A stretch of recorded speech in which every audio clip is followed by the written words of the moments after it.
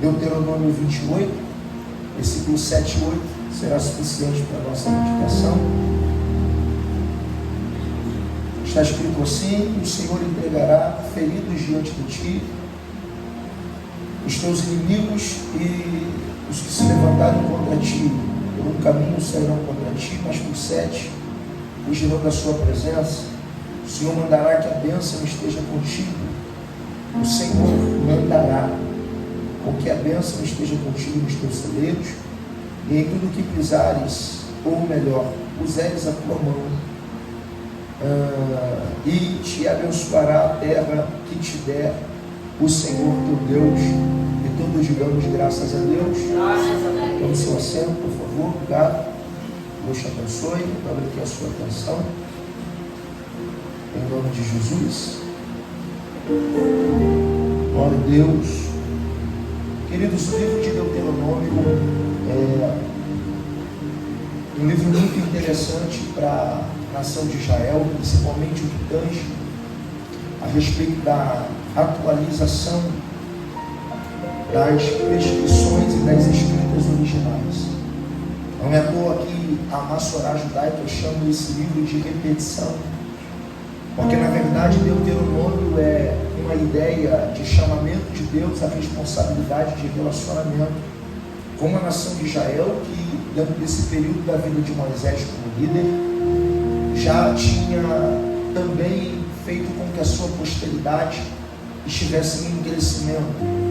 Provavelmente mais de 2 milhões de judeus saíram do cativeiro egípcio, e agora no período, no tempo de Deuteronômio, no mínimo pensam os sábios do primeiro século, que haviam dobrado o número de pessoas que se elevaram nas regiões do deserto.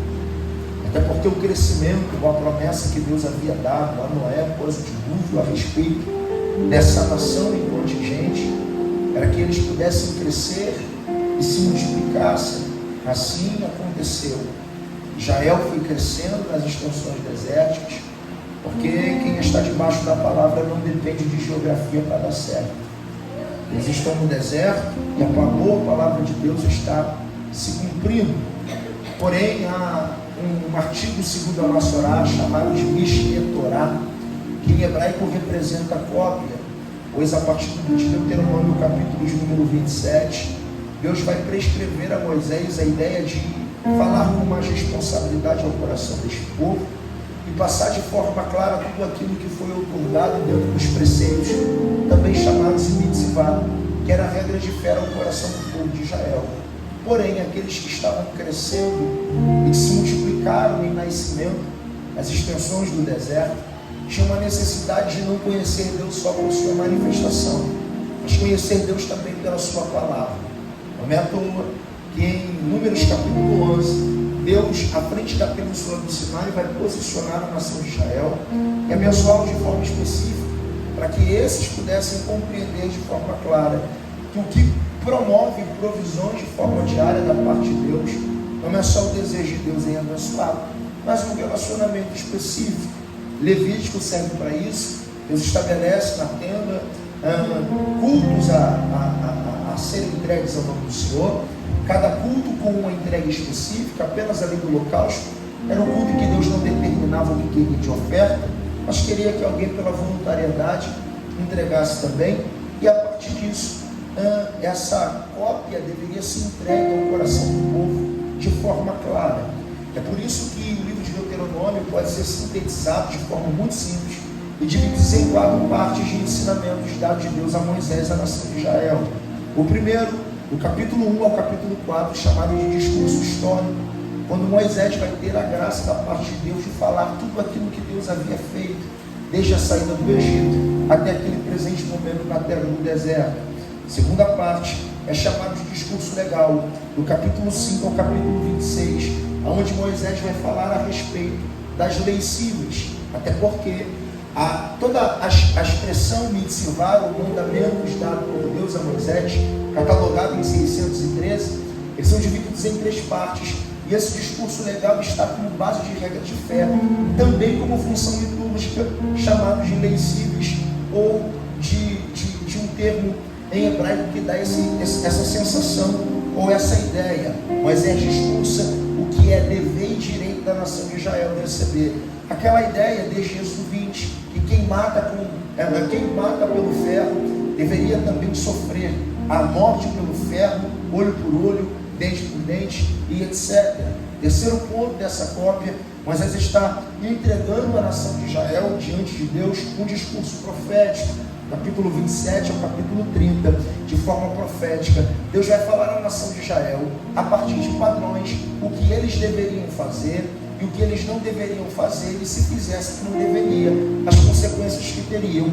E o quarto e último discurso, que é o do capítulo 31 ao capítulo 34, que a gente chama de cântico ou de referência histórica de Moisés, quando Moisés com 120 anos de idade vai referendar a nação de Israel cânticos para falar desde o chamamento até a bondade e fidelidade de Deus. Porém, de todas essas quatro classes que dividem o livro de Deuteronômio, a que mais mexe comigo está no capítulo 28, dentro de todos os versículos, ou até o versículo de número 14, quando Deus vai diagnosticar promessas de forma direta à nação de Israel. Até porque Deuteronômio 28 desembasa essa ideia de que Deus quer dar Canaã para Israel como base de promessa. Na verdade, se voltarmos a Êxodo capítulo 3, versículo de número 6 e 7, quando Deus fala a Moisés da sarça, Deus não fala que Canaã é uma promessa, fala que Canaã será uma geografia que será de forma de uma ação devolutiva à nação de Israel. Em Gênesis capítulo 47, Jacó alimenta a proposta de José, que é governador do Egito, sai de Canaã no período das vacas magras, desce ao Egito, com 70, multiplica-se a 2 milhões, no exílio ou na saída, diz a Bíblia Sagrada, que Deus está lhes fazendo voltar a Canaã. Essa caminhada que teria que durar 40 dias, durou em base de 40 anos, em toda a extensão desértica, e Josué, por sua gestão, vai tomar posse desta terra. Então a bênção profética de Deuteronômio 28, não é de fato Deus falando a respeito daquilo que seria entregue ou devolvido à nação de Israel. Deus está falando de coisa nova. Deus está falando de acontecimento que vai perdurar a nação de Israel até a sua eternidade. Enquanto Israel estiver caminhando aliançado com Deus, em relacionamento com Deus, essa bênção ou essas bênçãos de forma profética estariam inseridos sobre Israel. E o padrão desta bênção é a obediência. A expressão obediência aqui, em Deuteronômio 28, está interligado muito mais do que um desejo de obedecer a Deus. Na verdade, é dado por Deus como um padrão de vida. E essa expressão obediência também está interligado à expressão de Levítico, do que Deus pede na ordem de culto, que é a expressão sacrifício. A expressão obediência está interligada a sacrifício, porque só quem obedece é capaz de sacrificar coisas por Deus. Só quem quer viver de obediência a Deus é capaz de externar diante de Deus sacrifícios. E eu estou falando não do que só se pode rejeitar, mas aquilo que pode ser entregue a Deus. Toda vez que eu obedeço a Deus, eu entendo que a minha vida deve estar pautada e aliançada diante do altar do Senhor, como base primária, e não como ação de desejo de barganha. Eu não obedeço para receber bênção. Eu obedeço porque é muito bom obedecer a Deus, e a bênção é uma consequência da minha obediência. Então o que Deus está dizendo a Israel é: eu não quero que você viva pelo efeito da profecia, eu quero que você viva pelo padrão da obediência. Por que Deus está externando esse padrão de obediência, pastor? Porque Israel estava acostumado a viver de manifestação, maná todo dia, Deus transformar água amarga em água doce, Deus dar livramento no meio do deserto, Deus fazer o povo crescer, Deus fazia a roupa ficar nova, não envelhecia, os pés não ficavam descalços, as sandálias e os sapatos não se consumiam. Então Deus está dando sinais de fidelidade em Israel. E o que Deus está pedindo em troca? Obediência. Parece que é algo simples, mas não é. Obedecer é muito mais difícil do que entregar sacrifício. Obedecer é muito mais complicado do que viver em manifestações. Obedecer requer muito mais senso de razão do que de fé. Vou repetir: obedecer é mais razão do que fé. E na ótica da obediência, a gente precisa também ser racional. O que é a obediência na expressão racional? Aquilo que Cristo entendia. Olha, no Getsemane ou no Jardim da Prensa, ele olha para Deus e diz: se possível, razão, passa de mim este cálice. Porém, a obediência falou mais alto: todavia, seja feita a tua vontade. Isso é obediência.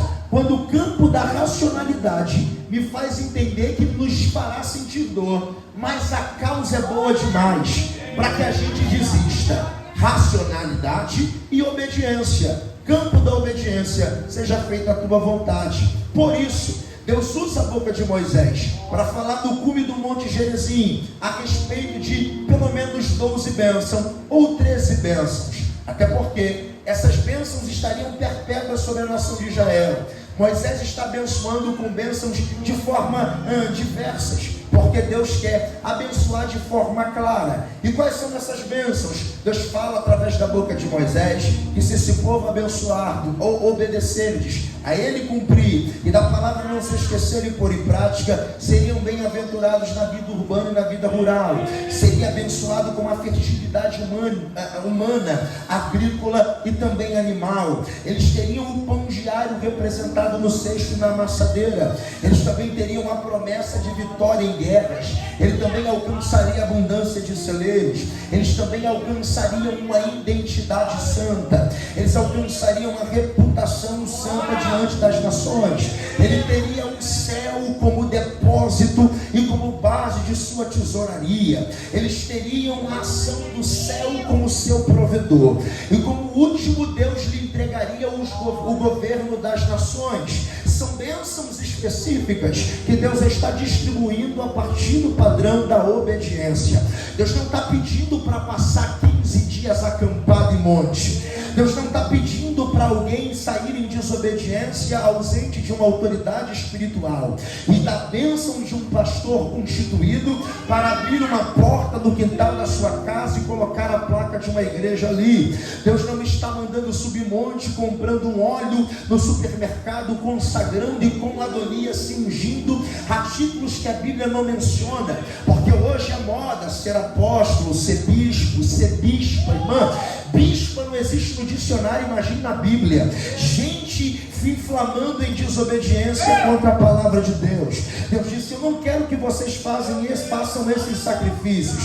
Eu só quero que vocês obedeçam a prescrição da cópia dessa lei que eu estou me entregando a vocês. Se vocês ouvirem a minha palavra, a elas cumprirdes e a ela obedecerdes, vocês serão benditos. A expressão benditos, ela também tem outro significado na Bíblia Sagrada, ou outros dois, que representam o termo bem-aventurado, citado por Cristo em Mateus 5, e também utilizado pelo salmista como ação de felicidade. Feliz é o homem. Então Deus está dizendo: quem me obedece vive bendito, bem-aventurado e feliz.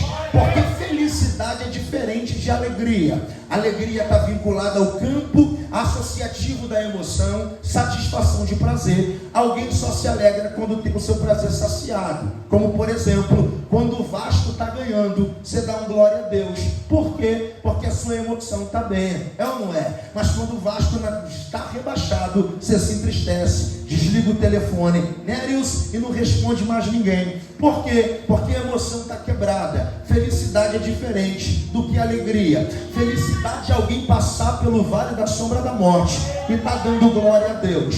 Porque felicidade não depende de circunstância.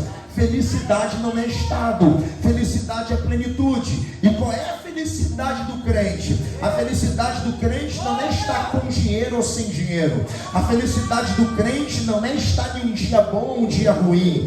A felicidade do crente não se é determinada pelas circunstâncias. Se a porta está aberta, se a porta está fechada, se a cura chegou, se não chegou a cura. A felicidade do crente está em servir a Cristo, está em ter a presença de Deus, em acordar todos os dias e se cumprir a boa palavra que Cristo disse: e eu estarei convosco até a consumação dos séculos. Por isso o salmista disse na ação da felicidade: o Senhor é meu pastor, Adonai Roilor Exá, e Ele não não me faltará. Pode me faltar dinheiro, mas Ele está presente. Pode me faltar saúde, mas Ele está presente. Pode me faltar amigos, mas Ele está presente. É isso que Deus está dizendo. Quando você me obedece, você não vive pelo que vê, você vive pela ótica do que eu sou sobre a tua existência. Moisés olha a nação de Israel no cume Gerezim e diz: se vocês obedecerem a voz de Deus, não existirá maldição contra vocês. Vocês serão benditos. Bendito no campo, bendito na cidade. Bendito será o teu ventre, bendito será a tua sementeira, bendito será os frutos dos teus animais, bendito será a tua colheita, o teu cesto, a tua amassadeira, bendito será a tua entrada, bendito será a tua saída. Porém, a partir do versículo 7 e 8, são bênçãos específicas que Deus está dando em pelo menos dois campos. Primeiro, o campo da guerra. No verso de número 7, ele olha para o povo de Israel e diz: se vocês obedecerdes, Deus não vai dar só os vossos inimigos às suas mãos, Deus lhe dará os inimigos feridos. Deus não vai dar os inimigos com saúde. Se você obedecer, todo o vosso inimigo será entregue às vossas mãos feridos, e os que não forem feridos e se levantarem contra ti por um caminho, isso aí é um problema deles. Deus disse: por 7 caminhos eles serão obrigados a correr. Observe que Deus está falando de um contexto de guerra para uma nação que em contingente quantitativo de pessoas não se compara ao dos exércitos inimigos. E a prova clara disso está em Josué capítulo de número 5, quando Deus manda o povo subir a Gilgal. Diz a Bíblia que o povo circuncida. Aparece um ser gigantesco diante de Josué. Josué se prostra e pergunta: quem é o Senhor? O Senhor é por nós ou por nossos inimigos? O varão do Senhor responde: nem por você e nem por ele. Josué tira a sandália dos pés, e o anjo disse a ele: eu sou o capitão dos exércitos do Senhor. O que Deus está dizendo? Josué, você entende muito bem de espada, só que Jericó é mais fortificado do que vocês. Não tem como vocês entrarem, mas se vocês seguirem obediência, o planejamento não é vocês que vão temer ao inimigo, são os inimigos que vão. Vai melhorar esse glória aí, hein? Josué capítulo 6, olha o que o texto diz, pastor Cristiano. Ora, e Jericó estava terrivelmente fechada por causa dos filhos de Israel. Peraí, como é que quem tem mais poder está se trancando mediante a quem tem um poder inferior? Porque não é sobre o nosso tamanho, é sobre o tamanho de quem decidiu se manifestar pelo poder da nossa obediência. Os crentes entenderam. Deus disse em Josué: e para provar que os inimigos perderão essa batalha e que Israel está debaixo da minha bênção pelo padrão da obediência, esse aqui é o planejamento. Eu quero que vocês rodeiem a cidade 6 dias, e no 7º dia vocês vão dar 7 voltas.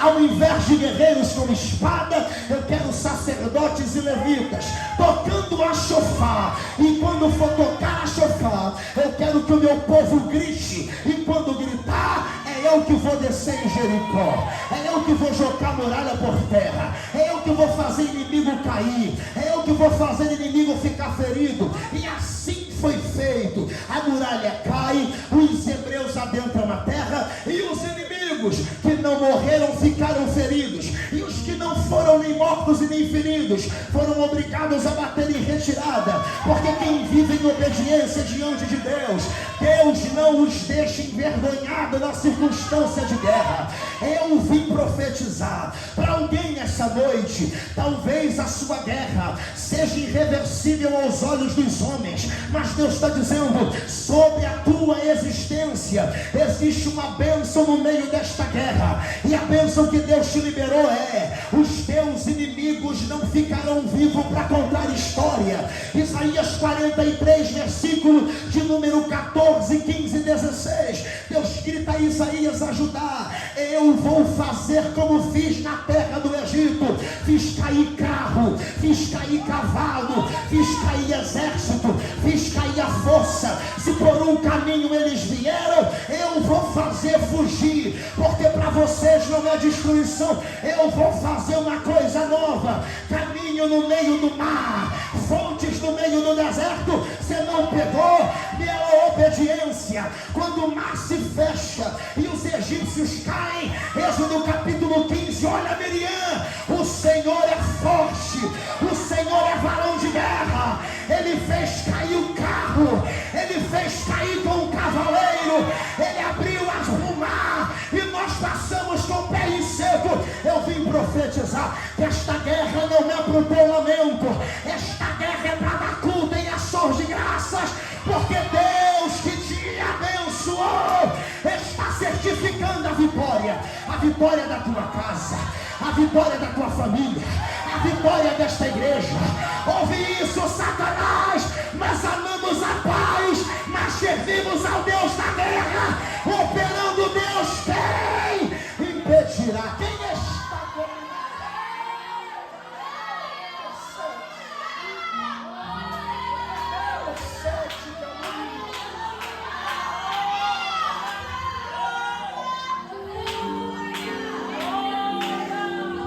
Olha para quem está do seu lado e diga para ele: quem não cair por terra, diga, a mão de Deus vai ferir. Diga, quem não cair, não for ferido, vai ser obrigado a fugir, vai ser obrigado a trocar de bairro, vai ser obrigado a mudar de rua, vai ser obrigado. Eu estou sentindo, não é a igreja que tem que ir para outro endereço, é as obras do inferno que tem que bater em retirada. Não são os crentes que tem que ter medo, é que quem entende idolatrado que tem que olhar para o crente e dizer: eu não posso mexer com ele, eu não posso mexer com ela. Tem alguém comigo nesta palavra? Se Deus não matar,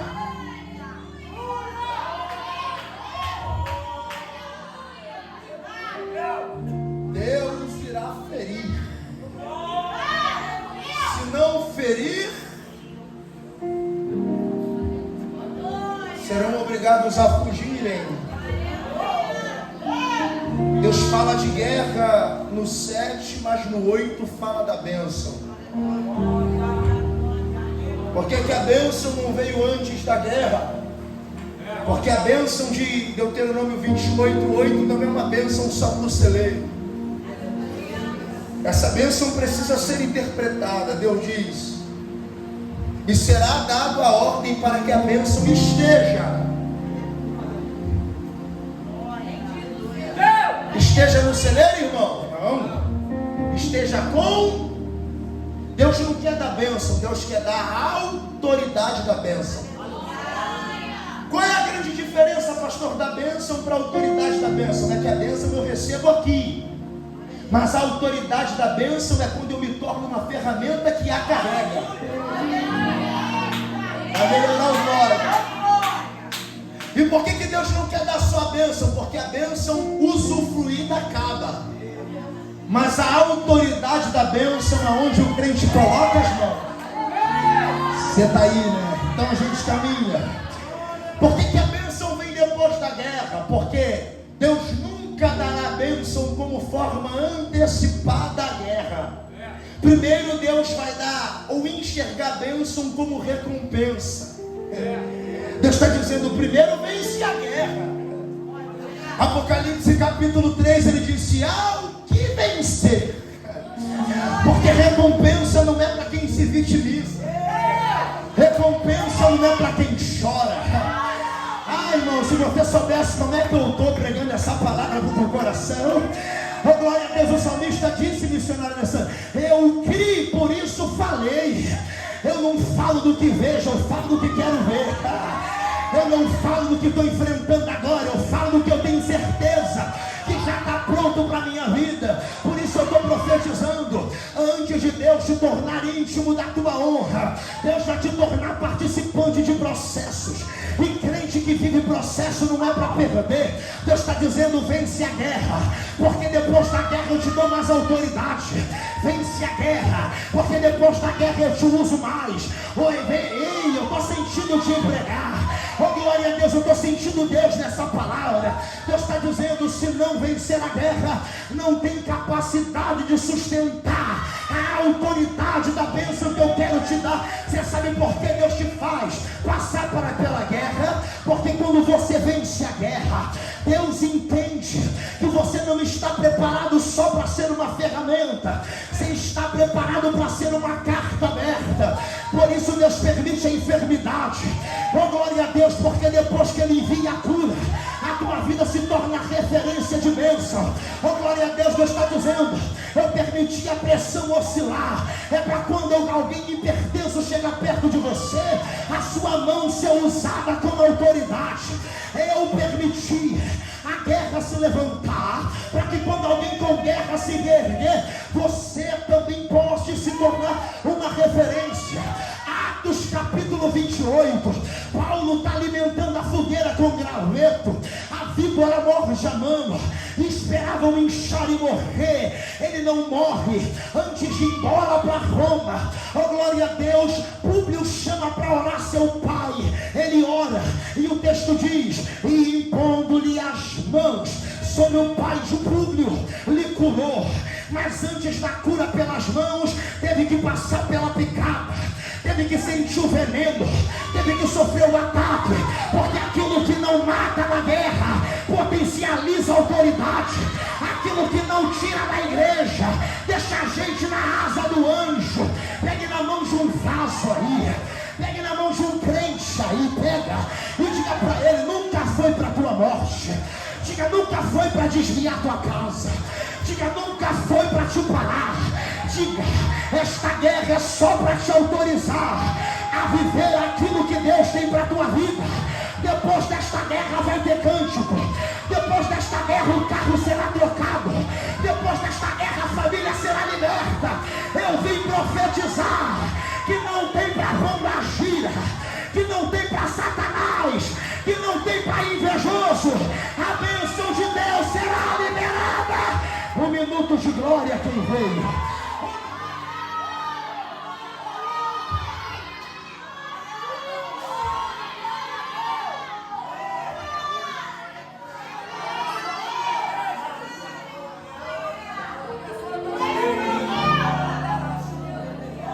Levante a tua mão, levante.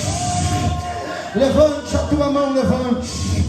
Deus hoje está dizendo: até hoje você usou muito bem essa espada, mas é noite de substituí-la.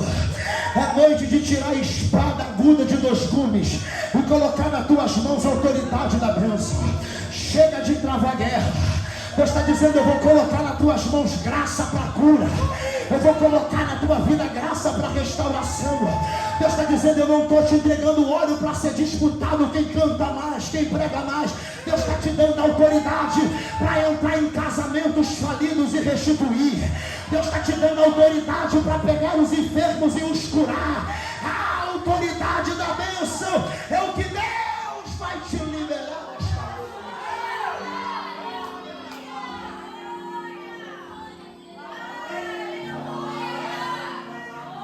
Caminhamos e encerramos.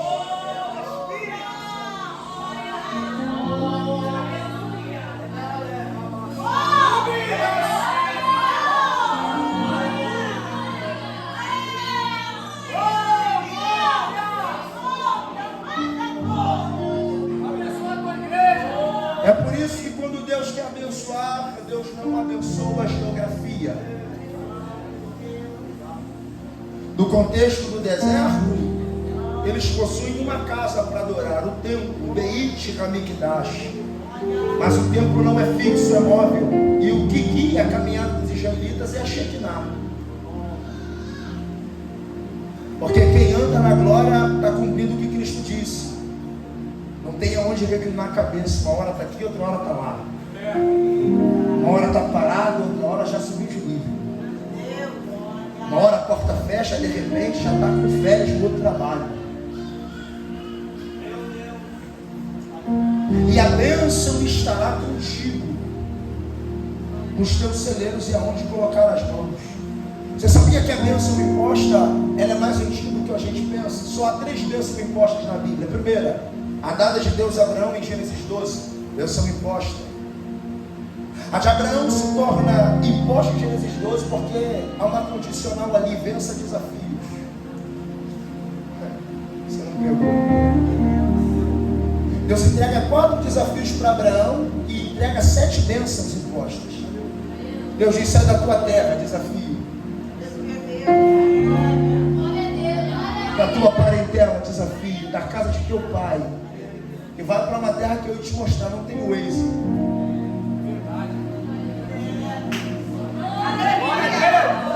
Ele não está vendo o pastor Cristiano, mas ele diz: eu prefiro caminhar pelo que ouço. Abraão disse: Senhor, eu topo o desafio. Deus disse: já que topou o desafio, então eu te entrego 7 bênçãos. Engrandecerei teu nome. Porque nome quem dá é Deus, irmão. Te tornarei famoso entre as nações. Abençoar-te-ei. Tu serás uma bênção. Benditos que te abençoarem. Malditos que te amaldiçoarem, através de ti serão benditas. Glória a Deus. Por que Deus dá 7 bênçãos a Abraão imposta? Porque a bênção sempre será maior do que o desafio. João 16, 21, Jesus disse: a mulher, quando está para dar a luz, ela sente angústia. Mas depois de haver ter dado a luz, já não sente mais angústia pelo prazer. Quando a vitória chega, a gente dá gargalhada do tempo de lágrima. Quando a cura chega, a gente lembra dando gargalhada do diagnóstico. Você não está aí, Deus está dizendo: prepara o teu coração, meu filho, levanta a cabeça, porque este período de guerra vai ser lembrado e retratado com banquete, com churrasco, com Coca-Cola. Será celebrado esta vitória.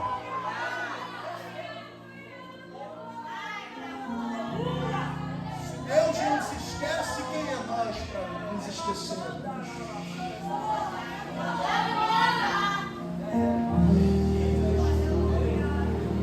A gente lembra.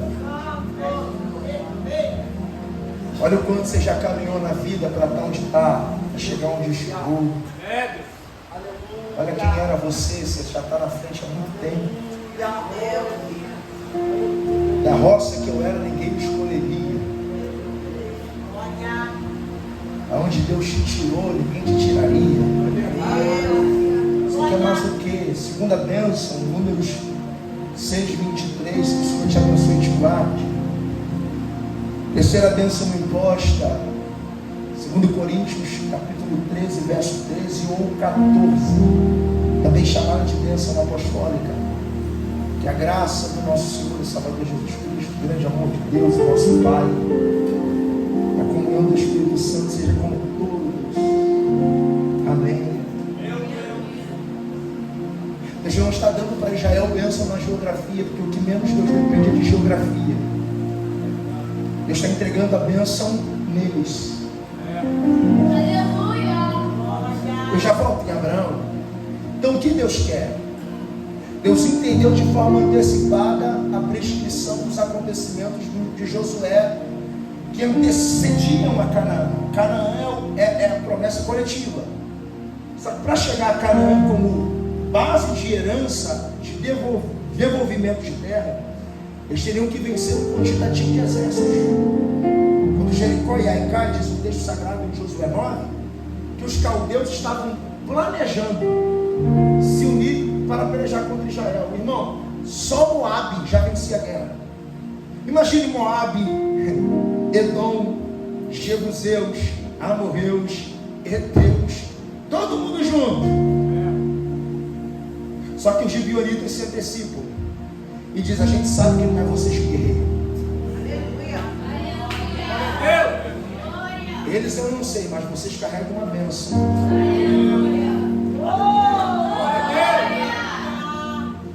Porque Ai estava infrutífero, mas quando os inimigos caíram, começou a frutificar. Vocês carregam uma bênção, e se travarem guerra, capítulo 10, Deus faz o que nunca fez. O quê? Deter o sol? Claro que milagre não, isso aí é mole para Deus. O maior milagre de Josué 10 não é para só parar. O maior milagre de Josué 10 é chover pedra. Porque quando a gente está com a cabeça debaixo da obediência, Deus faz acontecer o que nunca viu.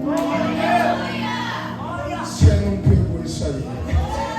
Deixa eu te contar algo aqui. Eu não estava. Eu tinha saído para tomar um café. Minha cunhada estava lá. Meu irmão, criado e nascido, envolvido com capoeira, mestre em capoeira. Chegou lá um dos mestres dele. Hoje lá, e ele entubado, já com uma sedação muito, um nível muito baixo. A minha cunhada disse, quando o amigo dele chegou lá e eles começaram a louvar o louvor, na sala o meu irmão levantou, entubado, e eles entenderam o que ele falava. Ele falava assim, ó, me ajuda. E ela disse, cunhada, eu não consegui compreender. Eu falei, eu compreendo muito bem. Eu compreendo muito bem. E ela disse, por quê? Eu falei, porque Deus falou comigo quando eu cheguei hoje de manhã, Deuteronômio 28:8, a bênção estaria com a gente. E se a bênção estaria com a gente, Deus não depende da geografia não, Deus depende de quem carrega a bênção. Eu só desci para tomar um café, mas eu creio que no momento que eu pisei naquele hospital, não foi só o quarto do meu irmão não. O da direita, o da esquerda, os corredores, o andar de cima, o andar de baixo, o prédio, a rua. Você está devagar, irmão? Deus está dizendo, irmão, não preciso de te entregar a bênção na geografia. O maior erro da igreja foi pensar que Deus entregou para Abraão uma bênção quando ele chega em Canaã. Quem te contou isso, irmão? Deus abençoou Abraão em Gênesis 12, versículo 2 e 3. Mas no verso 4 diz que Deus só revela que é Canaã, a terra que Deus quer levar a Abraão depois que ele libera a bênção. E por quê? Porque Canaã nesse contexto aqui não representa para Abraão promessa.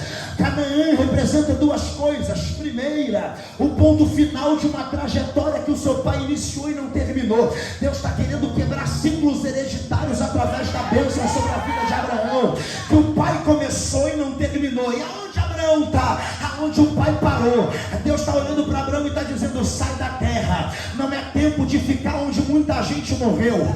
Não é tempo de permanecer onde alguém parou. Você vai concluir o que quem veio antes de você não concluiu. É por isso que eu prego sem medo de errar. Quando Deus abençoa toda maldição de forma hereditária, para a partir de quem Deus quis abençoar. O câncer só veio até você. A tua família daqui para frente não terá mais câncer. A tua casa ficou depressivo até você. Depois de você ninguém ficará depressivo. Eu profetizo que a miséria, a infância difícil foi só até você. Os teus filhos, os teus netos, os teus bisnetos terão o mundo como o quintal na casa deles. Eu profetizo, os teus pais não viajaram, mas aonde Deus não colocar os teus pés, vai levar quem vem depois de você. Os teus filhos irão para a América, os teus filhos voarão pela nação, serão uma bênção na mão de Deus. Isso é a bênção. Me pegue na mão desse vaso aí, pega aí, a gente já encerra agora. Chacoalha ele aí e diga, melhor do que te abençoar, diga, Deus vai te dar a autoridade da bênção. Diga, melhor do que abrir a porta, diga, Deus vai te entregar a autoridade da chave. Diga, melhor do que trocar o teu carro, diga, é Deus te entregar o empresário na concessionária. Deus está dizendo, melhor do que te trocar de casa, é Deus te levar na geografia e dizer, escolhe qual é o andar, qual é o tamanho, quantos quartos, a autoridade da bênção. Levante a tua mão direita, a mão direita, porque a profecia é, quando Deus libera a autoridade da bênção, aonde coloca as mãos vai prosperar. Eu profetizo que aonde tu colocar as tuas mãos, a bênção de Deus vai fazer frutificar. Aonde tu colocar as tuas mãos, Deus vai te entregar como herança.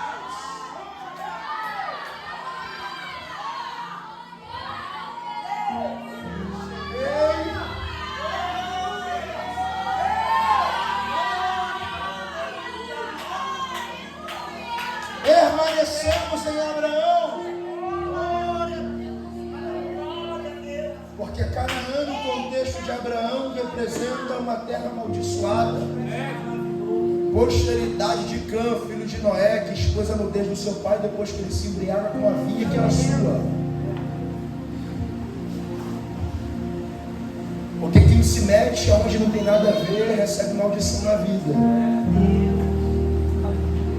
É a lição que Noé quer ensinar para Cã. Deus deu uma vida para cada um cuidar da sua. Amanhã nudez, desonra, Cã diz, amaldiçoada tu e a tua descendência. Então por que Deus abençoou Abraão no verso 2 e 3? Porque no 4 e 5 Canaã seria a terra onde Abraão botaria os pés. Então Deus não quer entregar a bênção para Abraão, porque Canaã não tem nada para dar para Abraão a não ser maldição. Mas Deus está dizendo a Abraão, vou te abençoar antes, para que quando tu colocar o pé lá, a maldição se transforme.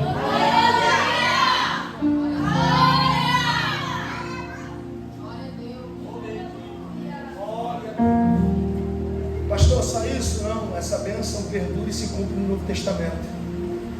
Jesus cumpriu Deuteronômio 28. Mateus capítulo 5, versículo 17, Jesus disse, eu não vim para revogar a lei e os profetas, eu vim para cumprir. Glória a Deus. Deuteronômio 28, a partir do versículo 14, converge maldições pela obediência. Se você pegar, vai até o versículo 60 e tanto. Porque para falar de maldição, Deus gasta mais tempo. Porque como base de consequência, Deus fala mais do que da bênção. Porque Deus quer que a bênção seja compreendida com obediência e não entendida com indagação. Não, eu acho que o pastor tinha que agir dessa forma. Não, irmão, você não tem que achar nada. A bênção vem pela aceitação. Não, eu acho que Deus tinha que fazer dessa forma. Tu não tem que achar nada, irmão. Você tem que aceitar e obedecer. Mas Deus explica que quem não obedece será amaldiçoado. Se a bênção faria com que eles fossem benditos no campo e na cidade, a maldição tornaria eles amaldiçoados no campo e na cidade. Se a bênção os tornaria benditos, a desobediência tornaria-os malditos. E por que Deus fala mais da maldição do que da bênção? Porque Deus não quer um senso paliativo em amedrontar o seu povo. Deus está dizendo, a condicional para ser abençoado é muito mais fácil. Mas pastor, pecar é mais fácil do que se santificar, é mesmo? É. Por quê? Porque a gente acha solitariedade e facilidade para isso, perfeito. Mas ser obediente e santificar é mais fácil do que pecar. Que isso, pastor? É, porque pecar você peca sozinho. Mas santificar tem sempre alguém te ajudando. Quem é esse alguém? Romanos 8, 28, o mesmo Espírito. Você está devagar, você está devagar. Ah, pastor, como eu vou santificar? Lendo Bíblia. Quando você abre a Bíblia é o único livro que você lê na presença do autor. Você está lendo a Bíblia, o Espírito está ali, Deus está ali, Cristo está ali. Você está ali, você não está. Vou orar, o Espírito Santo de Deus pega as tuas lágrimas, os teus gemidos, sobe diante de Deus e diz, dá vitória para esse crente. Vira o cativeiro dessa irmã. Olha, cuida da família, dá livramento. Vou encerrar. Jesus cumpriu a bênção de Deuteronômio 28 e levou sobre ele todas as condenações de maldições. Isaías 53, sobre ele estava o castigo que nos trouxe a paz, pelas suas pisaduras. Você está de novo, eu estou falando de Cristo aqui. Eu vou de novo, pelas suas pisaduras. Era para alguém morrer na cachaça, era para alguém morrer vestido de índio, era para alguém morrer no homossexualismo, mas ele entrou lá e disse, pelas minhas pisaduras eu vou sarar todas as enfermidades que estariam conosco. Ele disse, eu vou levar sobre mim. Está lá. Ele se fez indigno para nos tornar dignos. Ele teve doenças, ele sofreu maldições, isolamentos, fome, sede. O Filho do Homem sofreu no Gólgota. Ele disse, tenho sede. e além de matar a sede, ou de pedir água para matar a sede, alguém não dá, alguém não entrega água, dá um vinagre, glória a Deus, ele sofre as maldições.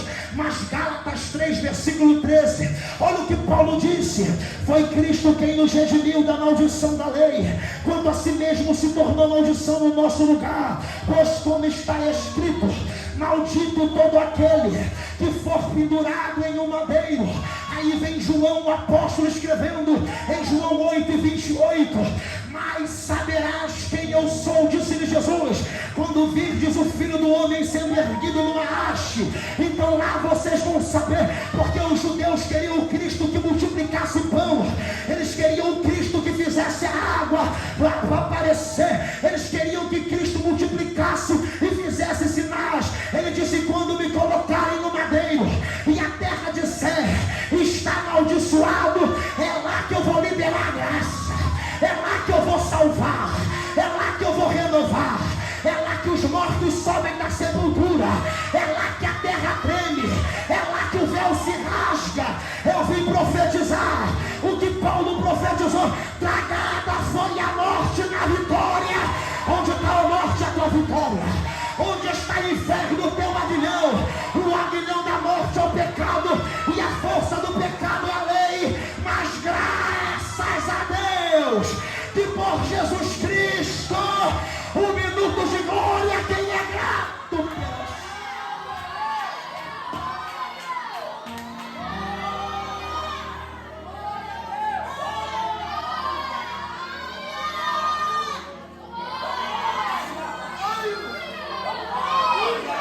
Segure a mão desse crente, a gente encerra. Eu não vou nem terminar de pregar. Segure, eu estou sentindo autoridade. Eu estou sentindo que Jesus está quebrando grilhões aqui. Eu estou sentindo que Ele está virando sentenças aqui. Ah, se tivesse pelo menos 3 ligados comigo. Deus está dizendo: não vai ter notícia de derrota, não vai ter notícia negativa. Ele quebra o arco, corta a lança. Nós não estamos debaixo da maldição. A bênção da cruz do Calvário nos tornou livres e abençoados.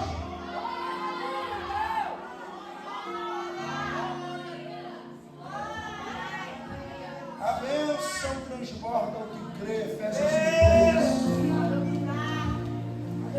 Bendito seja Deus, o Pai de nosso Senhor e Salvador Jesus Cristo, que nos abençoou e não vai abençoar.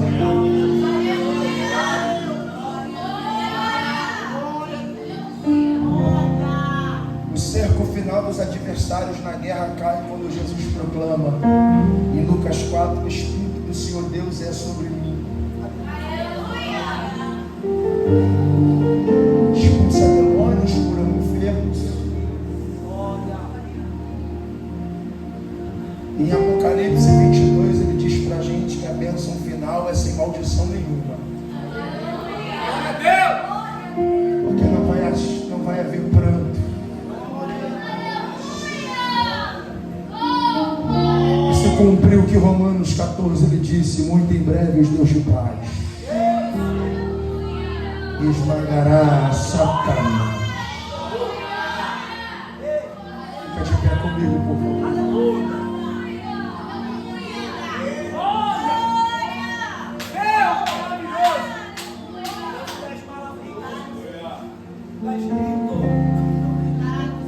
Muito poderoso, né, Deus? Muito poderoso.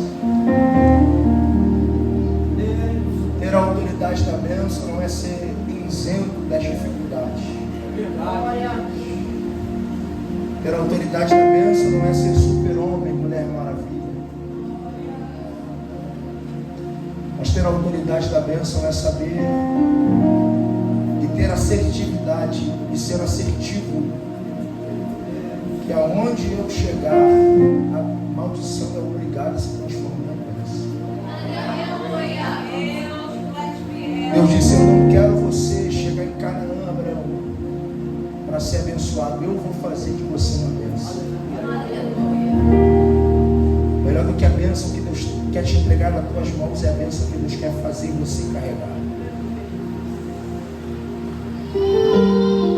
Deus não quer você varra para dentro da tua vida só bênçãos. Deus quer que você seja uma fonte para distribuir. Você não é cisterna só para armazenar. Quem não divide não cresce.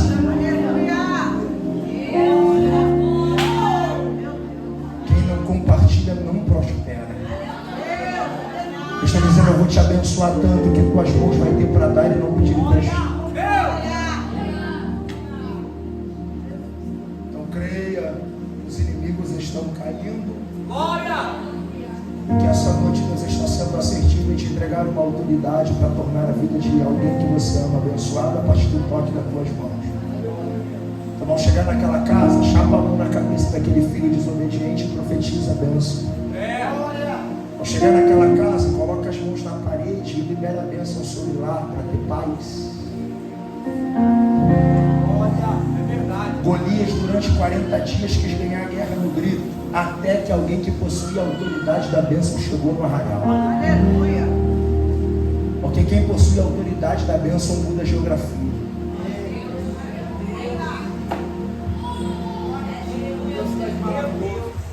Mas lembra que o padrão para ter essa autoridade é obediência. Deus não quer que você pule muito e obedeça pouco.